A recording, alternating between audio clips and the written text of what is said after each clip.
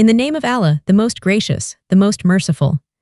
Assalamu alaikum, friends. How are you all? Welcome to Cook Zest channel today. I am going to share with you a wedding-style or feast-style palak chicken recipe, and I promise you, you have never made it so easily or so deliciously before. It is prepared with a few special spices, and the best thing about this recipe is that we make it entirely with simple kitchen spices, and the dish gets ready within minutes.